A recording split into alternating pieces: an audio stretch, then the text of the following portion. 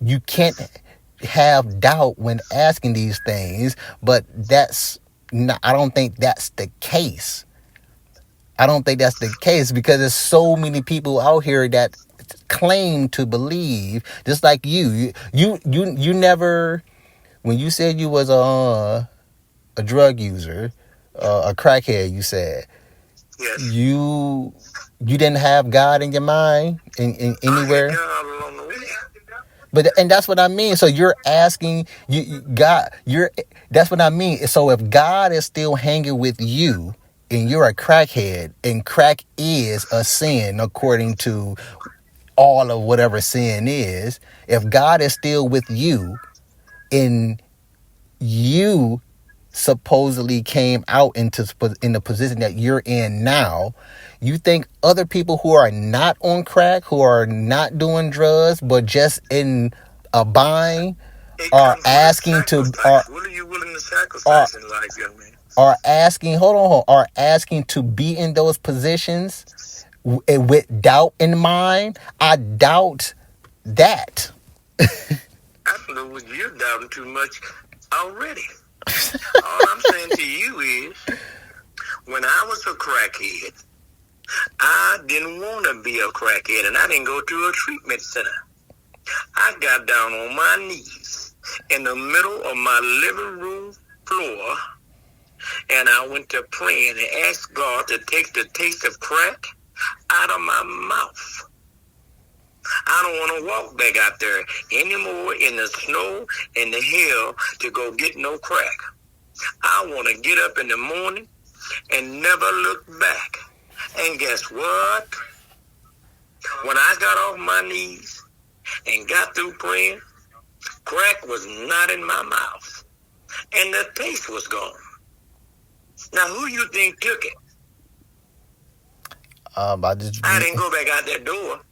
I didn't spend any more of my money, and I've been clean for 20 years. Okay.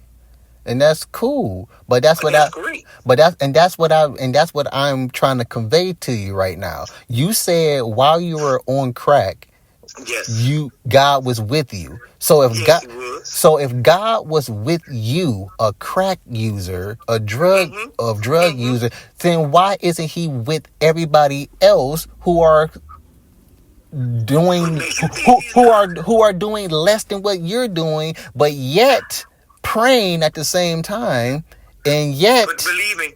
You got to put praying ain't gonna do no good without no belief. And but that's what I mean. I mean that's what I mean. What you praying for? What I mean, I doubt that's serious. To me, it just sounds like you just got tired of that, tired of using it because. You know what? I'm sorry. I'm sorry. You caught up really bad. Do you know if everybody could go to a room and get on their knees and get off crack, none of us are alike. No, I didn't. That's not what in life, and what you have, God gave it to you. Now, what you do with it is up to you. Yeah. Okay. But that's it. But again, that's not what I'm saying. What you just said. I'm saying anything that you don't believe in anything, so you're not choosing to use anything. All you want to use to solve your problems is you. Exactly. And that ain't gonna work for you. Exactly. I believe but in. It's not working for you, I believe in me, and I believe it's not working. You're not. Your outcomes that you want to come are not coming. I believe in me and the power that I believe in myself that I can get it done. Now, what I'm saying, what I'm getting out of this is from you.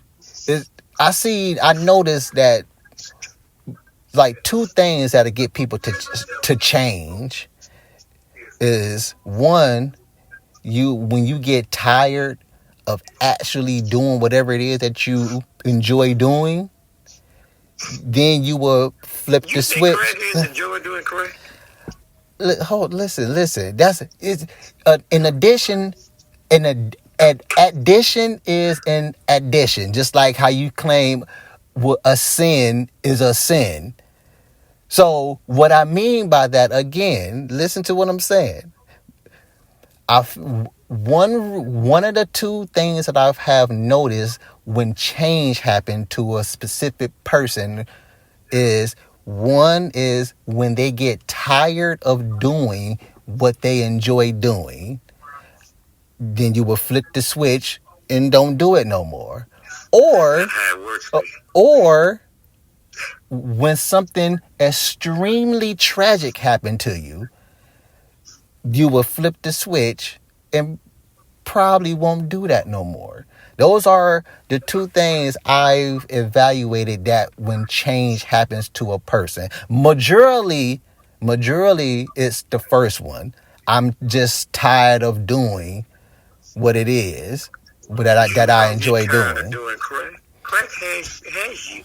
The drug has taken control of you. I mean, but you said you had God with you the whole time you was doing it, so that is a choice that you kept trying to do. Yes, I understand how what they claim in addiction works. How scientists claims how an addiction works. I understand that. But at the same time, absolutely, people look at addiction as just drugs. Some type of drug. Sex is addiction. But everything is a Peace drug. is an addiction. Addictions come in a million different forms. Exactly. Addiction. Exactly. Tons of addictions. Exactly. And that's what I mean by... But you don't get tired of the addiction. The addiction is the addiction. You have to go to a higher power. When you can't complete a task on your own, Nah, you have tried everything and you haven't gotten anywhere. That's because you like that. That's because you like doing what it is that you're doing. Oh, I'm sorry. You're sadly mistaken. I never liked being a crackhead. Hey, okay. Okay. And since I'm clean, my life is the money I was... How did you feel when you was on crack, when you was doing crack? Like a crackhead, running in the street trying to make money to get some more. No, emotionally. How did you feel when you was doing crack? I felt good when I take a first hit. Okay, I'm not saying first hit. When you're actually on the drug, when you're doing, you was enjoying it. Making me do things that I knew I didn't need to be doing to be successful in life. Okay, hold on. See, different and want is totally different things. We all do things that we didn't need to. We don't need to be smoking weed. We don't need. At one point, I needed my crack. I needed my crack till I needed my oxygen.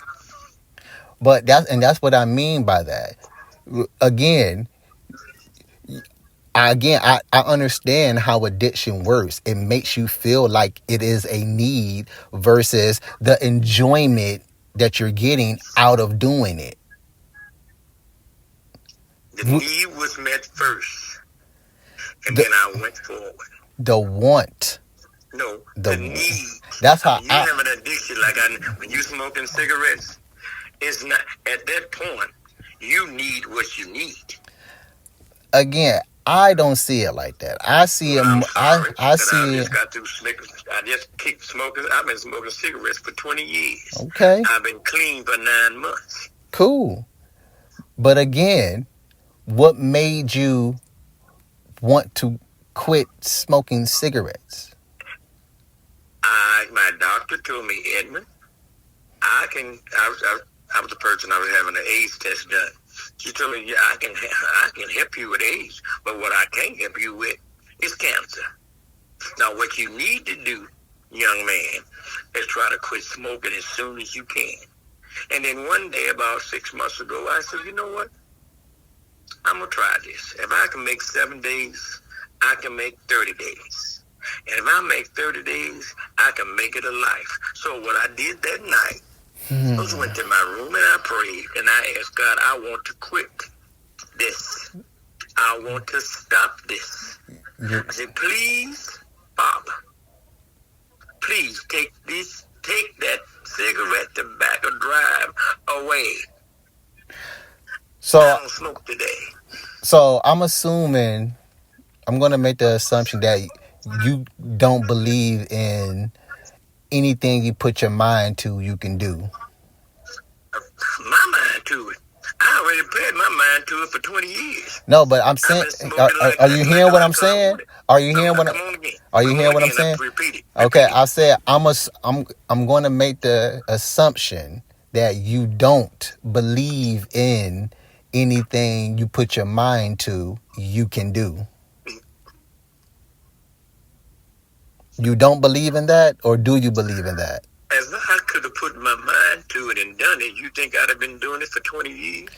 But that's what you said it in your whole, you said the key word. I was addicted. If I could put my mind to it and put it down, you think it would take me 20 years to do it? Not unless you wanted to keep doing what you enjoyed doing. I have a taste for a cigarette right now because I'm talking to you and drinking the pop, but I don't have it to go to. It's not here. But that's my point. That's my point. If it was there, you would want to get it. If it was here, more than likely, since I've been clean for 8 months, more than likely I wouldn't pick it up. But that's not what I'm asking. I'm asking you will want to get it. No, because I want to get it, I have asked God to remove it, and I believe it's been removed, so there's no need for me to go back and play with that. I've been released from that. Okay, now I'm going to ask that again so you can hear what I'm saying. You just, if it was there, if it was right there in front of you, your homies or whoever you got around the house right now, if they were smoking right now, you making the choice of not grabbing it is what you want. I don't have the addiction anymore. That's not what I'm. That's not what I'm. But I'm asking. I'm telling you, that's not in my psyche anymore. That's nothing I have to have anymore. Exactly, because you don't want it. Because you don't want it anymore. No. The drive is not there anymore. Exactly. I'm not driven. Exactly. I'm not driven to want to smoke. Exactly. I've been released of that. So you can sit around me with crack and I don't smoke it. You can sit around me with cigarettes and I won't smoke it. Exactly. I don't have those desires anymore. Exactly. You're making the choice to not want it. Matter of fact, and you said the desire. My bad. You said the desire. It's not a choice. I don't have a desire. You're right. You said that you don't have the desire anymore. I don't have the desire. Exactly. So that's you said the key word when you first explained it. I don't want to do this anymore. I don't want. Okay. When you first initially asked God, you claimed that you don't want to do this no more. Now you're saying that you don't have the desire anymore. He delivered me. Okay. The desire to want to do that. Okay. And that's what I'm saying. That's what I'm saying. What I think an addiction is that you don't want to do it no more. It's not even a desire to even want to, meaning that is a choice as well. No, choices are totally different than desires. You could, when you don't have a desire, that means you make. I think when you don't have a desire, I think I get what you're coming from, but I think at the same time that you not having the desire to want it, it's kind of like it's not a part of me anymore. It's kind of like I guess you can use this as a desire then. I have a desire for conversation.